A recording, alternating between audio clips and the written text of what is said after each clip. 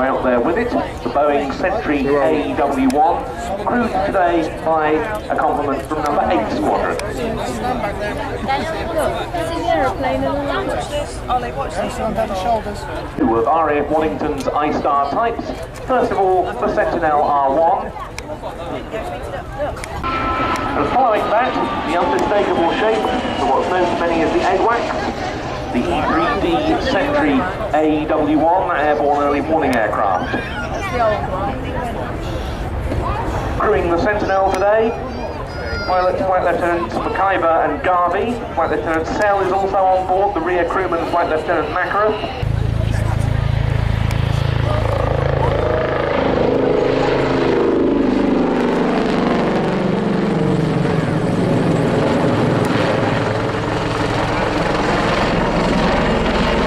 The Lynx over the years has been an outstanding servant to the Royal Navy and to Britain's defence needs generally. They have always operated around the world in some very hot climes, such as the Gulf and in the Indian Ocean to the ice of Antarctica.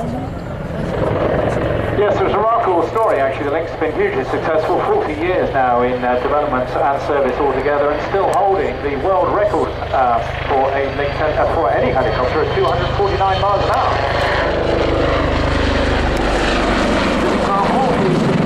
Lieutenant Simon Dixon, who joined the Royal Navy in 2004.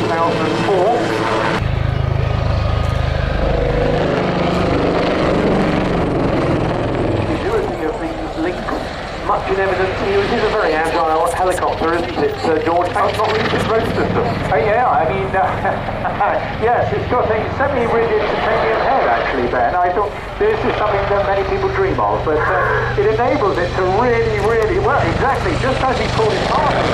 And also pushing the end of the envelope in terms of G, and also the angle of attack when you're actually putting the blade into the end. The Wildcat front end will look very similar to this aircraft. It's just the rest inside and also a slight change to the fuselage, and as I mentioned, those uprated engines. So here we are coming back into the hover now. He'll probably do a little bit of a reverse transition.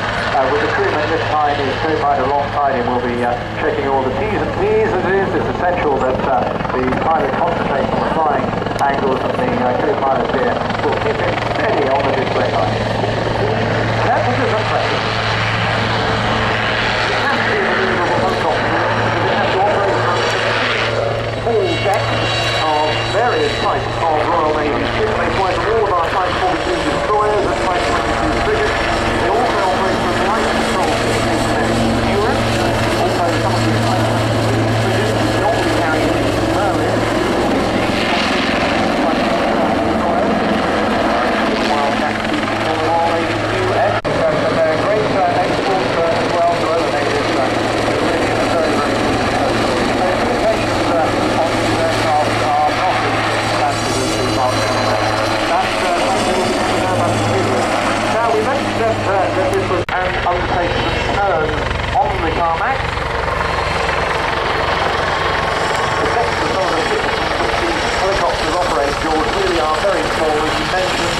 Often they'll be pitching and heaving in heavy seas. Yes, you get a lot more stability and obviously manoeuvrability with the wheel. Now, having shown you that manoeuvrability on the ground, rearward transition here, and I suspect as you get towards the top of this rearward spine, you just dip the nose down and say hello. And another one of the rules today, there you go, is a wave and nod your head and a quick sort of shout out to all the crews today. You're all working very hard. They're just as hot as you are. So whenever you get one of those, then please join me. Arrival at 100 feet and going into a loop on the 45-degree line. It wasn't before.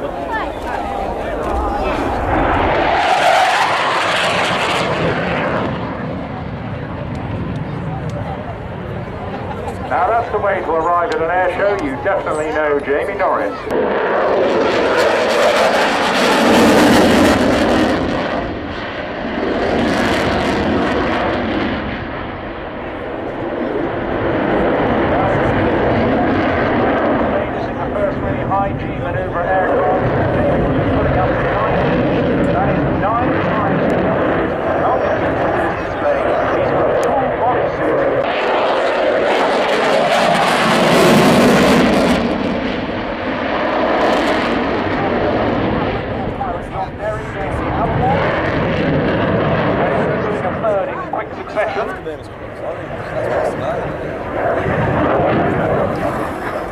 That's why you keep your ears well glued right now. Upside down, pushing hard, all the way.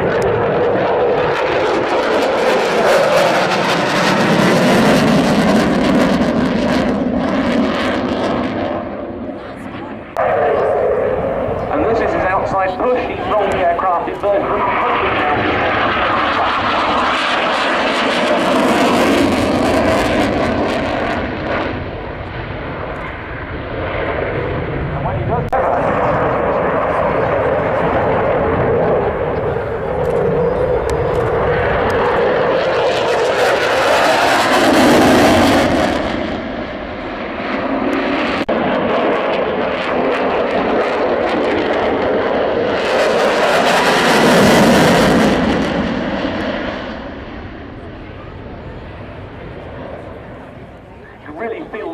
Those two Eurojet EJ200 turbofans, which deliver 13,500 pounds of thrusting dry power without afterburner and 20,000 speed pass. Yes, this is where he got the stick right back. So normally if you did that in an aircraft you'd end up stalling, but he's not going to be able to do that because there's a little lady on board. Yes, he's got somebody else there. She's called Barking Betty, and she'll be telling him that he's getting close to it. So meanwhile he's controlling his height with the power and just increasing down.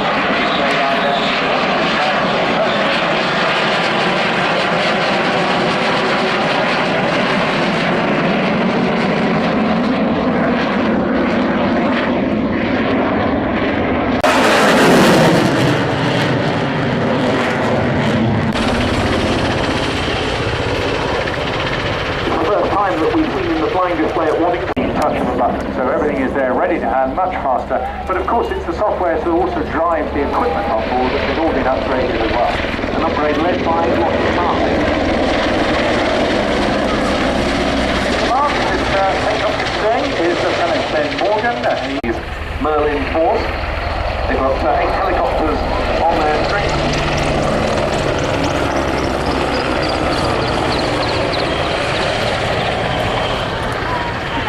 Just going to show how things really transform. Yes, that partnership now moved on, the whole ownership under the Augusta Empire down in Italy. So, we'll be back in, as I mentioned, some of these helicopters have equipment that does need managing during the course of this day. We have Lieutenant Martin Young.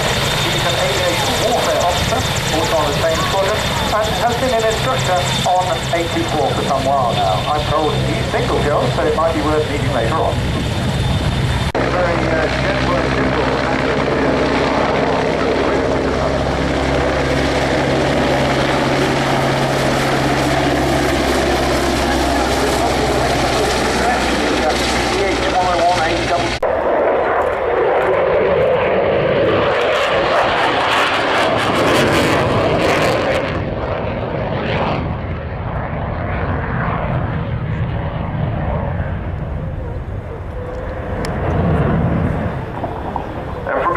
Stitch will now perform a slow flight. It's going to be performed at 110 knots at an altitude of 300 feet. The altitude is totally maintained by the power settings Stitch is currently doing with his left hand where the throttle in the F-16 is positioned.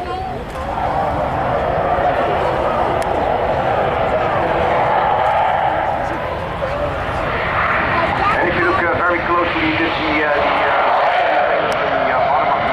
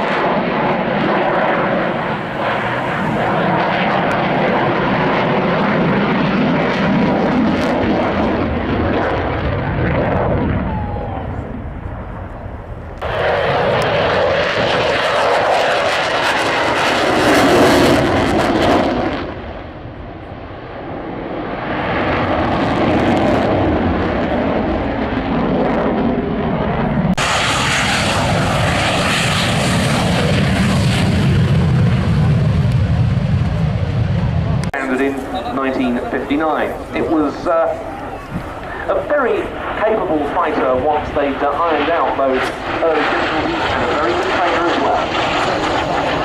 You can see the elegant line beautifully there as the top. For the next 8 minutes, please welcome from 662 Squadron Army Air Corps at Watersham, the Army Air Corps Attack Helicopter Display Teams.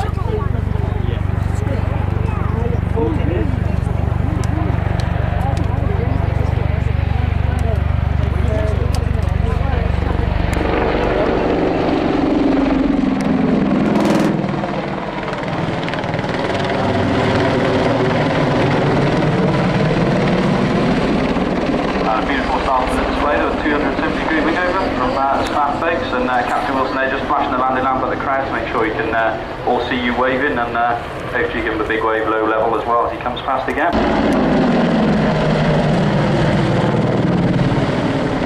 Oh, I would imagine Jamie boat there is just really well. It's a big optic. It's a 360-degree wing over there. Almost looks like a Lynx, but actually just 90 degrees angle of bank put on there.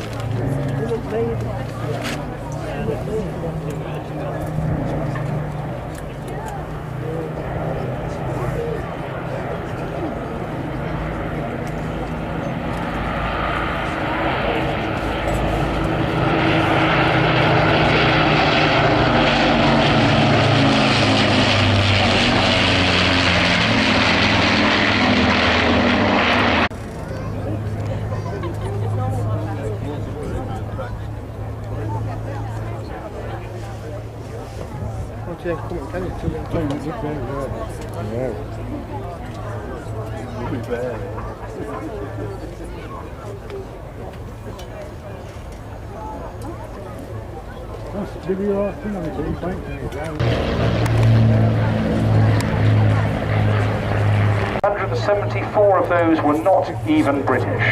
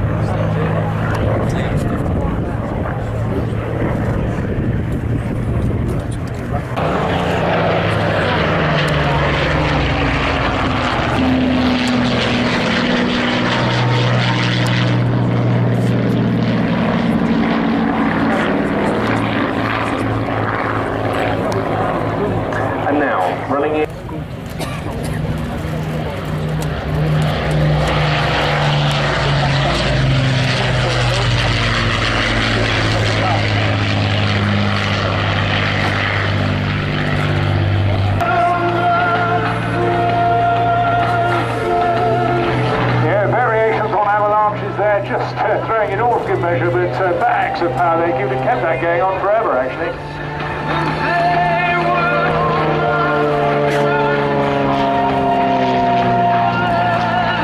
Of course, with an aircraft like this, it's extraordinary funny though to imagine, he was talking about his training camp to us yesterday, and saying how regularly he goes from +10 to -10. Look at that, that is extreme. Now, this is definitely the aircraft limit. That's not too demanding on the pilot, but just extraordinary how that aircraft just hangs on to the prop there. It's going through the full range of manoeuvres. Avalanche's Longshibacks on the way up, the old well-known Czechoslovakian cocktail, gives you a sore head, and that explains everything. This one though, I think he's just going to hang on there, probably tail slide back through his own smoke. Let's look. Yes, there he goes.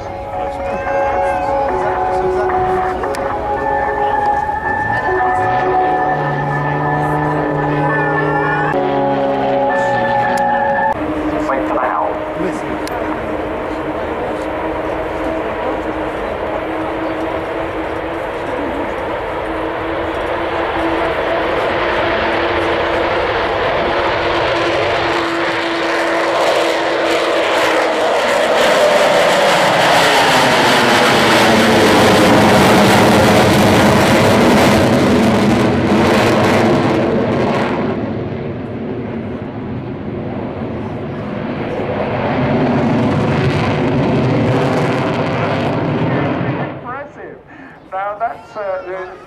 Extraordinary. Tell me, how does it feel sitting and watching your very own aircraft do that? Well, I must admit, I see her going up straight in front of the crowd, so you'll see the underside of the aircraft before pulling into a rather gentle wing over this next time, probably, to position for the next manoeuvre. The extent to which the Vulcan, like the Spitfire, is loved and renowned by the British public is not in doubt, but another similarity between them, the fact that their designers, respectively R.J. Mitchell for the Spitfire and Roy Chadwick of Avro for the Vulcan, never got to see their creations achieving their greatest fame. No, Roy Chadwick in particular dying well before it got airborne. R.J. Mitchell saw a little bit of the early development, but nonetheless tragic. And what is amazing is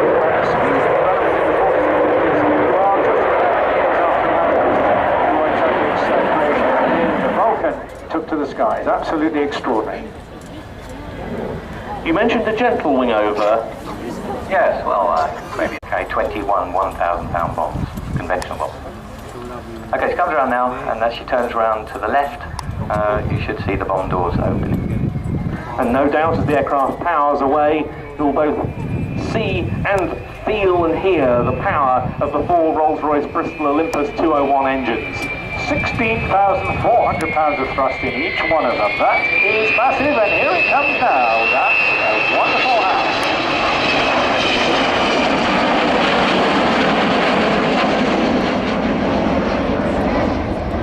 A huge aircraft at all, does it? It actually feels like a much smaller aircraft, and as you say, agile and fighter-like. It's quite a magnificent aircraft.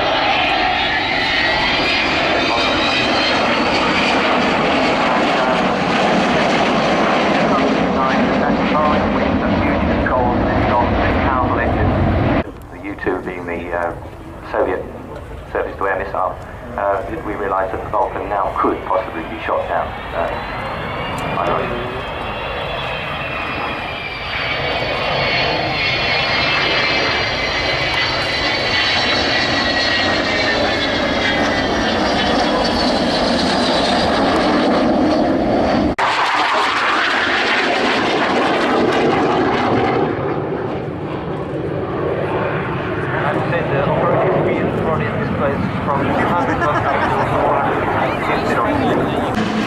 This one is called the Manta Loop. You have blades 1 and 3 in the middle and blades 2 and 4 on the outside.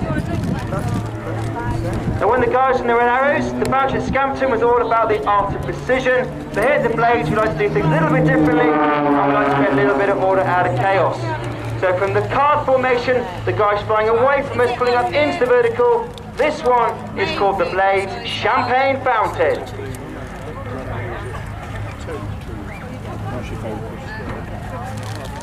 You're just struggling with him going so fast. No, I can't. I'll get up to A whip if there's a whip if, and not a whip if. Now the guys are getting themselves set up and fly towards us for the tempo setter of this afternoon's display. As they cross just a few feet apart, there'll be no less than 10G in every single cockpit. We'll listen from Mark Cutmore, Blade 1's cockpit, for this one, which is the Blade Break.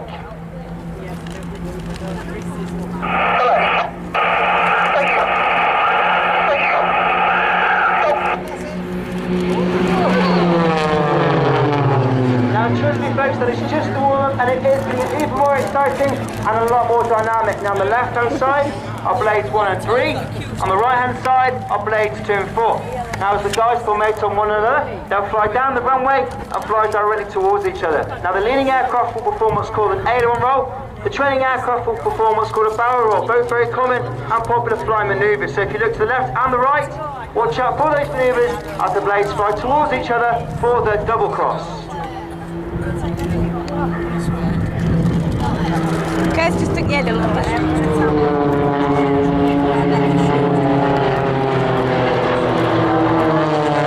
Watch the bottom two aircraft, those guys are going to snap roll away, and watch the middle two aircraft, and watch as they fly backwards through their own sprint. That's the beauty of the aircraft we operate. We can fly forwards, backwards, and all over the place.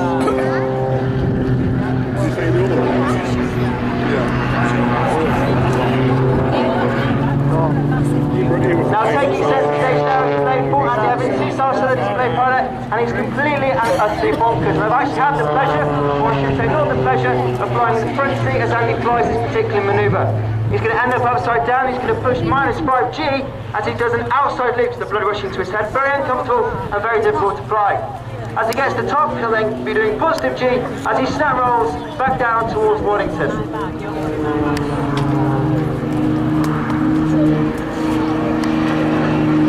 Now he's going to put the aircraft straight into the vertical and put it into an overgoing spin. This is called a launch-back, which is the Czech word, which means to give you a headache, and you can probably appreciate it right. It really is a head-spinning one up there this afternoon.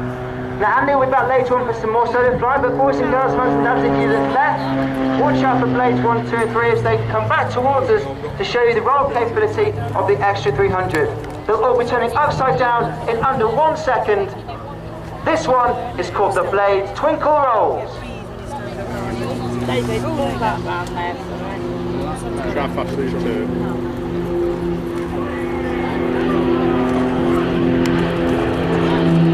And they'll do some more twinkle rolls. And for those of you right at the other end, 3 more twinkle rolls. Now Andy Evans, blade 4 H been let out, and he's going to come over the top here and rejoin blades 1, 2 and 3. Now just watch how quickly he flies towards his teammates nice and close. He throttles back and slots into create box formation. Now this year the blades have got a fantastic new orange livery. We're back in our company colours, and we've got a fantastic Union Jack on the bottom of all 4 of our aircraft. Now this is very, very important because yesterday the British and Irish Lions won a certain game of rugby to beat the Aussies, and also today, in a few minutes, Andy Murray's going to be taken to centre court to hopefully win Wimbledon.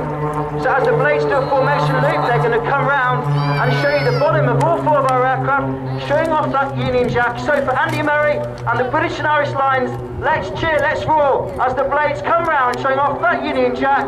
This one is called the Blades Box Bend. Cheer, roar, give them a clap.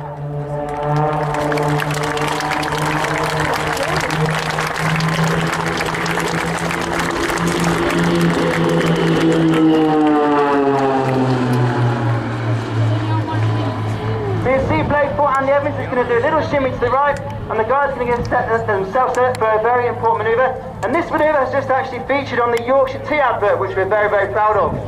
Now it's formation flying from 4 aircraft at 0 miles an hour. They'll stall into the vertical towards each other for the iconic Blades Hammerhead. This is the Yorkshire Tea advert.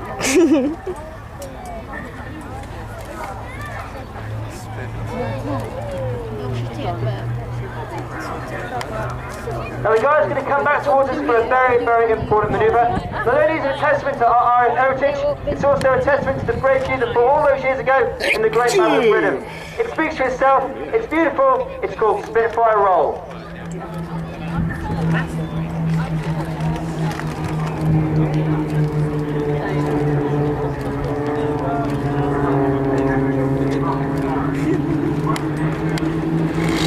Now lead the blade today is blade 1, Mark Cumwell. In the Air Force, he was a Chinook pilot with the Red Arrows, and his last posting in the Air Force was as the advisor to the Saudi Court display team. He's a former wingman, also a display pilot as well, and this is his second year of leading the team.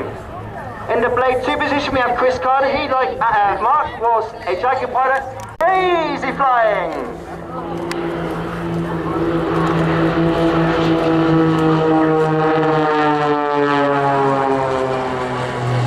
Just shows the trust of pilots who've gone in one of there to be in formation like that, so low and all over the place. But going forward in the same direction.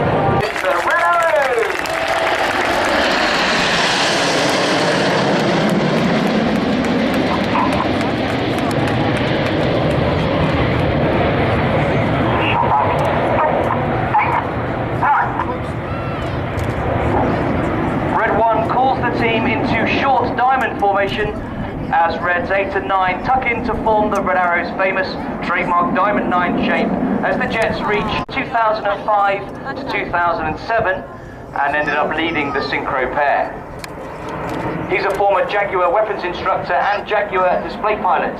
His most recent role has been working with the Royal Saudi Air Force's equivalent to the Red Arrows, where he was their official.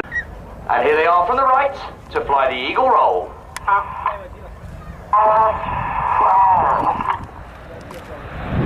Boys and girls, as the canopies come towards you, the pilots can see you waving arms in the air.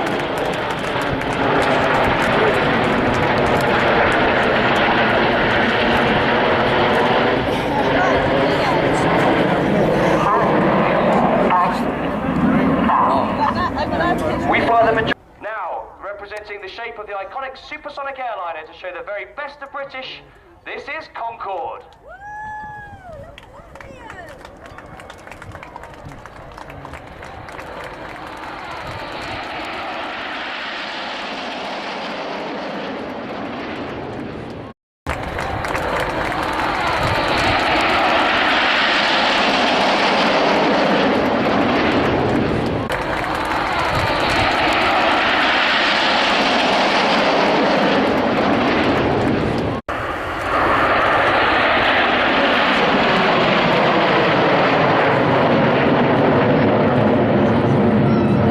Joined the Red Arrows from the Typhoon, where he flew on those quick reaction alert duties, saving our airspace.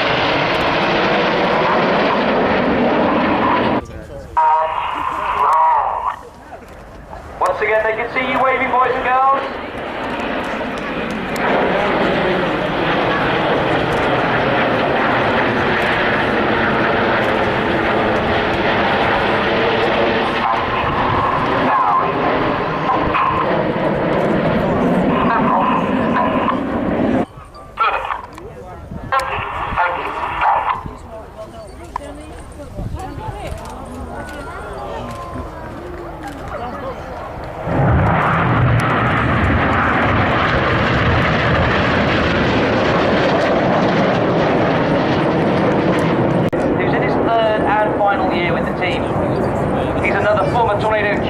The amazing Jippo Pass.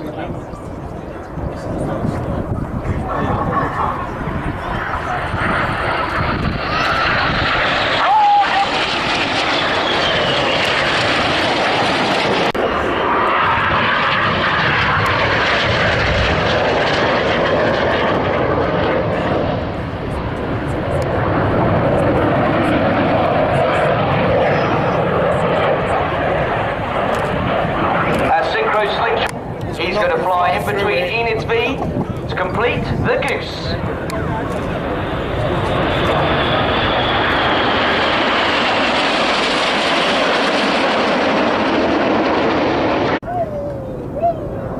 The jets climb to a height of around 7,500 feet. The smoke comes on to draw their heart.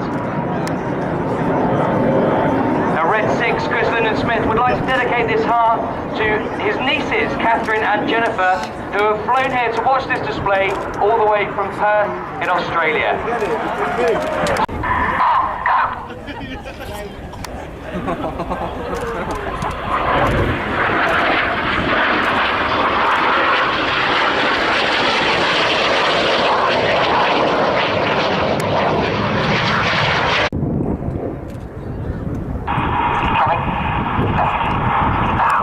Red 1 now twists this loop through 90 degrees in what's known as a quarter clover.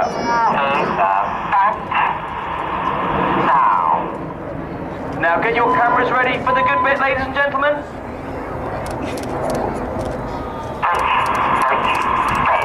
This is the vertical brake.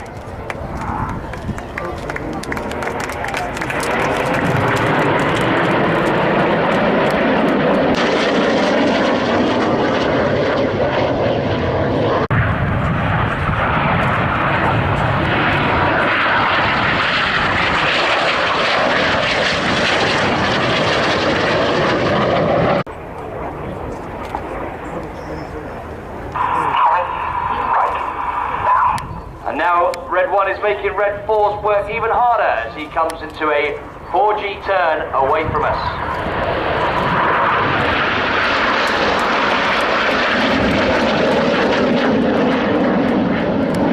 Roll around them in the corkscrew.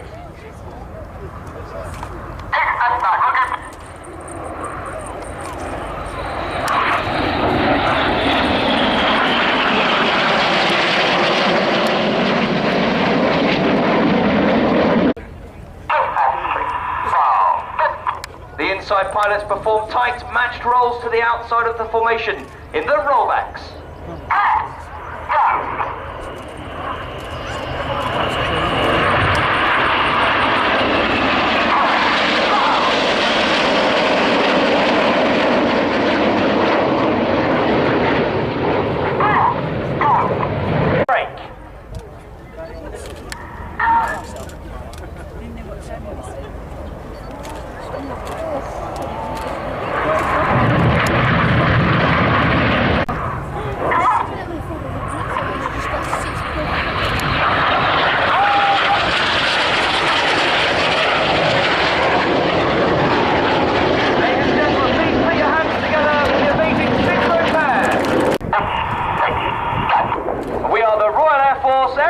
Team, the Red Arrows.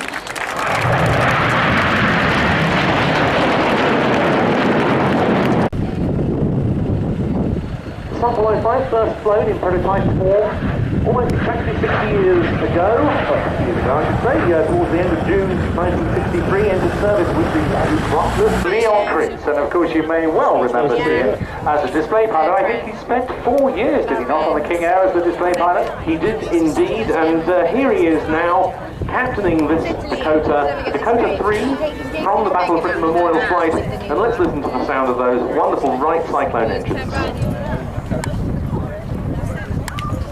She can't get along with those guys, and we haven't even dated Jason, so...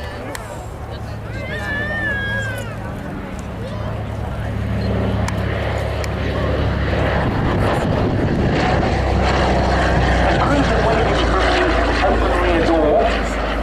In wartime, of course, people would not have been waved. See there, Vic?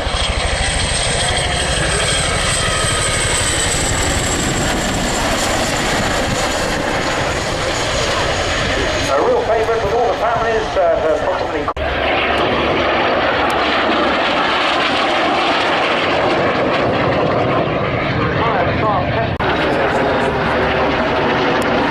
Quite substantially taller so than the Austin flight, the J29. That engine was part of quite substantial British influence in this aircraft, the RM2B, and with the qualities to win the pilot's complete confidence.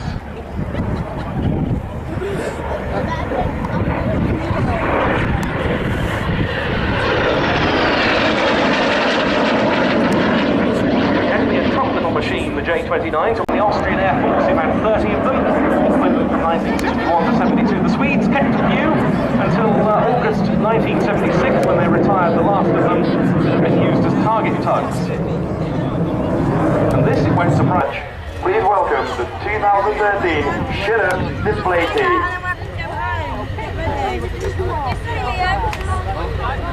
You'll be alright next year, you see.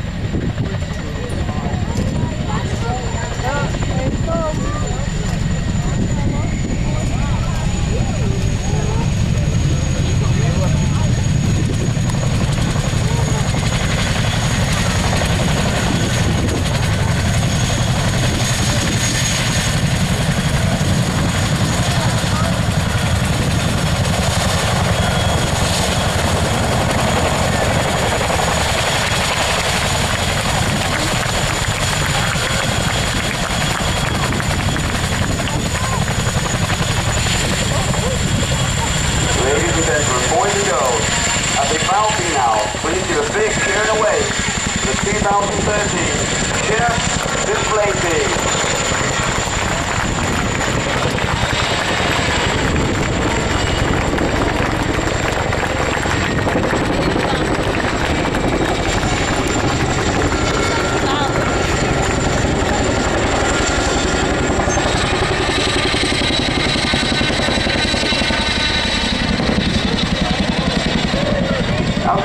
I'd just like to say, he'll straighten the jet out, roll it to the back the right way up and head away from you. And as he's heading away, you'll see Chris Heames, who's coming in from your left, and now he'll go into a barrel roll. Very graceful manoeuvre. Somewhere between a cross of a loop and a roll. Combining both manoeuvres takes some beautiful lines in the sky. The twinkle roll was a favourite. Which is quite phenomenal, especially on the way up and harder on the way down. So back to Mark. Mark's actually quite a Falcon helicopter, the UH-1 ex-Vietnam war era helicopter. He's also hugely experienced pilot. He is the chief pilot of this company, but David actually does the leading for the display work. So Martin, well over 5,000 hours now. They're always been keen to be a pilot since he was a very young man. And all of them operating out of the most wonderful little airfield there, Cirencester called Grippen, itself a refurbished Royal Flying Corvette. So look now as they dive deep down into the display line for their first manoeuvre.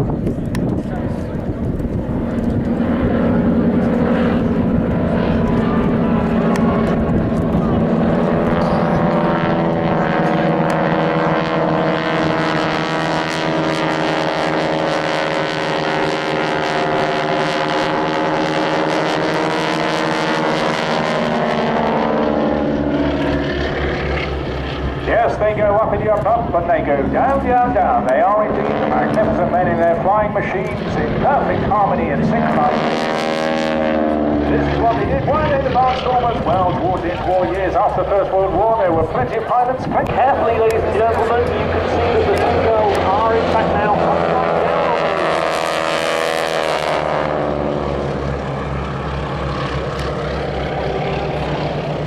Yep, so that was a practice run. We look at that extent of my word, these girls are fit.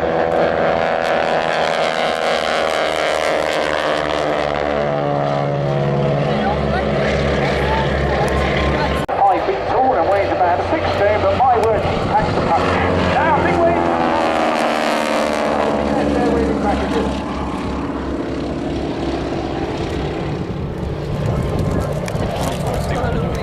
These have got upgraded engines compared with the normal, dressing up as various princesses and Winnie the Pooh. Wow, absolutely extraordinary. Now look at it. Look, the girls are lying on their sides this time and they're still waving and stretching their legs. Isn't that just fantastic sight?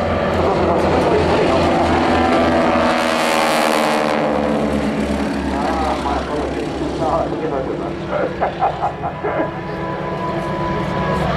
They are things, but coming really close. So good opportunity, boys and girls, not just the photograph, show your appreciation. Give them a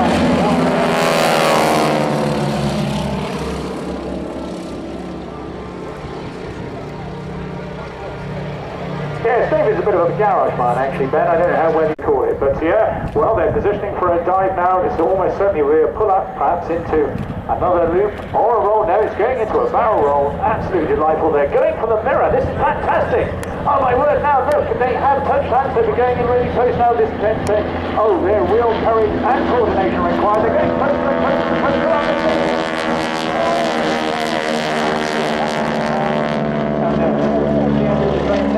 Obviously couldn't quite actually say, but my word, what a Red Wing cameras are coming in for a big wing-walking break.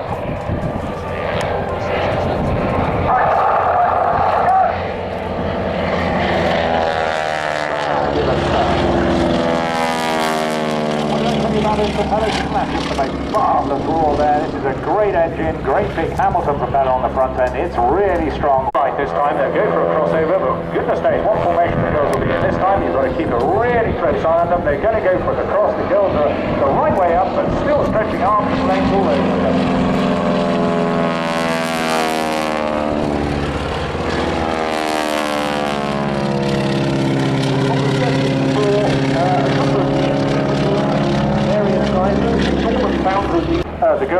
flying stretched out this time.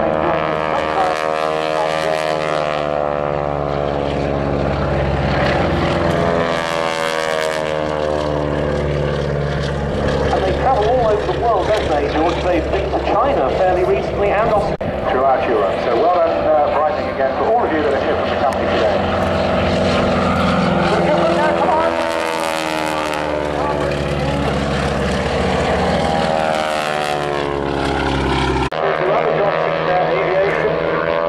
We see many of them supporting aviation charities and doing operations work for other companies. Looks like they're going to go down into a humpity pump. It may be a lose this time. Let's just wait and see.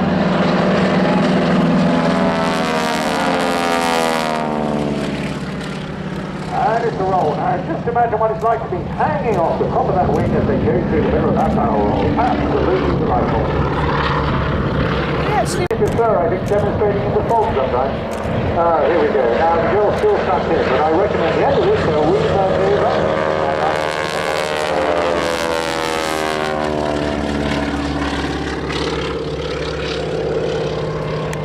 So the tail end of the big wing.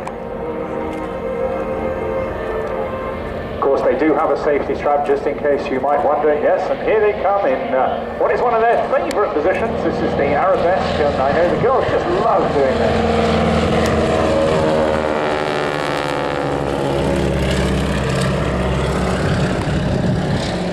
Because they've repositioned towards the rear side of the wing. They really are doing it. Come on, boys and girls. Hats, coats, umbrellas, whatever you've got, ice creams. Give them a huge big wave now. They're working so hard to entertain you out there. Look at that.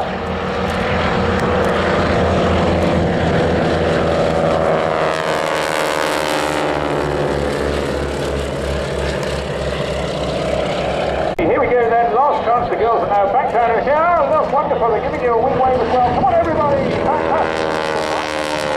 Well done, ladies. Well done, Martin. Freya and Danny, absolutely. How did you drop down?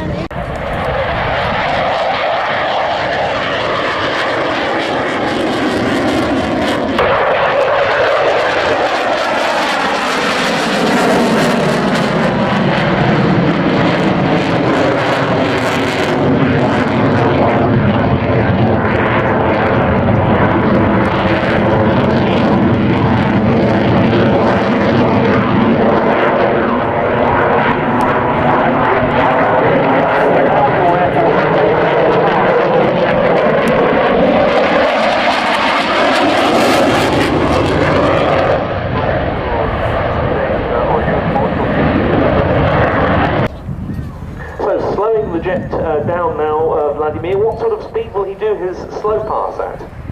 Yeah, Martin now has decelerated to about 100 knots.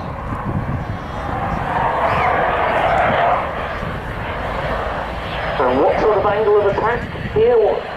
Yeah, that's max angle of attack, which is allowed by the flight control system. It is something like more than 20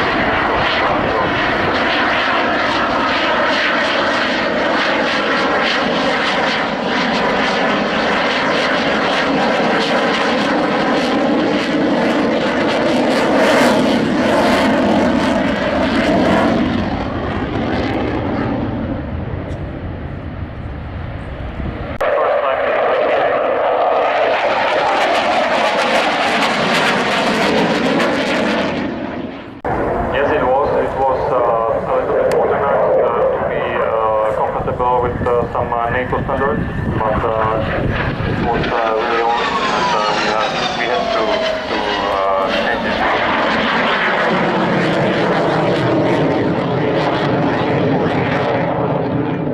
Away from displays, what's the maximum you can do? The airframe is Mach 2.0. This is a very impressive aircraft, the Grippen. Obviously the Swedes and the Czechs both use it. They're also in service with the air forces of Hungary, South Africa and Thailand. As I mentioned, Switzerland has selected it as an F5 Tiger replacement, and our own Empire Test Pilot School also uses Swedish Grippens as part of its training syllabus. Wheels down now.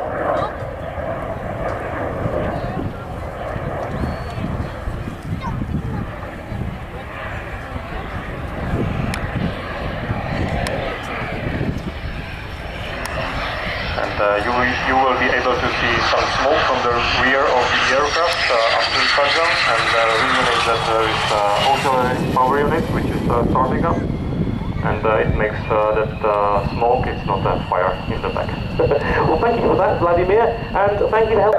Now we're going to listen to Mike Maguire, the man with the white smoke, as he pulls his team together and to get into that stack of the Royal Air Force Falcons. On the collect.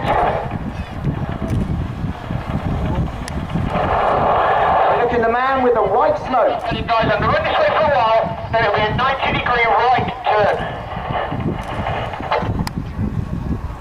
Imagine the wind up there is around about 30 knots, but down here it's about 10 knots. Turning right. Now. The hardest position of all is right at the very top of the stack, and that's where we put our newcomers. 70 degrees, turning right. Now. So that time what other ones wouldn't move. 180. Rolling out my turn. Now. Okay guys, tidy it up. Split stack now. Now this is for all the ladies on the drop zone. Half of the team in one direction, half in the other, as they go round, and this is our heart to you all on the drop zone. Yes, we can do it, so can the Red Arrows. Now, on the lads, turning right, 90 degrees, turning right, now. Run off my turn, now. Turning right, 180 degrees, turning right. Now imagine, right at the very top of the newcomers. There's 3 newcomers this year. Every year we have 3 new, and every year 3 go on to become qualified free-fall instructors. Right at the bottom of the stack, we have the 3rd years, the one that are their last year and will come off the team at the end of this season. So right at the top is the hardest position of all. Now you see right at the very top, or the second man down, is carrying cameras. So he's actually filming the team in their descent. You'll see him just sort of poke himself out and back in again during the descent. So the wind up there is very, very strong indeed. Very, very hard to get into that stack. But Mike Maguire talking to the team. Turning right, now. That's 90. Rolling out my turn, now. So 2,500 feet, guys. Turning right, 90 degrees, turning right, now. Rolling out my turn, now. That almost brings you up there, doesn't it? Talking to you can hear Mike Maguire talking to the team. Look at that stack, ladies and gentlemen. Come on, start giving them applause. They in fact can hear you. 3,000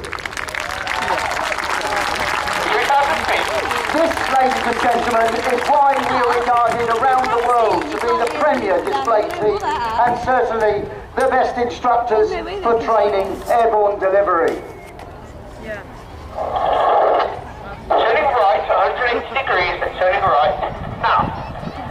Just before this, they jumped at RAF Shawbury, and then before that, they were jumping at RAF Cosford, and before that, they were jumping in Telford. Ladies and gentlemen, they've had a very busy day. Turning left, 180 degrees. Right at the very top, you see the cameraman. He'll now slot back in on his next turn. That's 90. Rolling out my turn, now. This is precision parachuting at its very best. Ladies and gentlemen, does that not make you proud to be British? Turning right, now. Walk around a little bit quicker, that's 90. Rolling out my turn, now. That's right, start giving them a cheer. They can hear you all the time. Let's give them a lot of encouragement. From 12,000 feet up, over 2 miles up, they land here on 2 little crosses just outside the VIP tent. Okay guys, it's effectively my base thing. What I'm going to do is I'm going to take it over towards the chroma with the cars, and then turn back on myself. We're at 300 feet. The motto of the #1 parachute training school is knowledge dispels fear. And what a true example of that motto has been shown here today. Ladies and gentlemen, as they land, I will present them to you. The first to land, Flight Sergeant Mike Maguire from Nottingham. Sergeant Gary Nicholson from Concept in County Durham. Sergeant John Parkhurst from Gainsborough in Lincolnshire. Sergeant Carl Harris from Middlesbrough. Sergeant Dave Warboys from Sheringham in Norfolk. Sergeant Rob Priestley from Middlesbrough. Sergeant Liam Lyons from Worcester. Flight Lieutenant Chris Bailey from Plymouth. Sergeant Scott Garrett from Auckland in New Zealand. Sergeant Chris Williams from Joannaman in South Wales. And on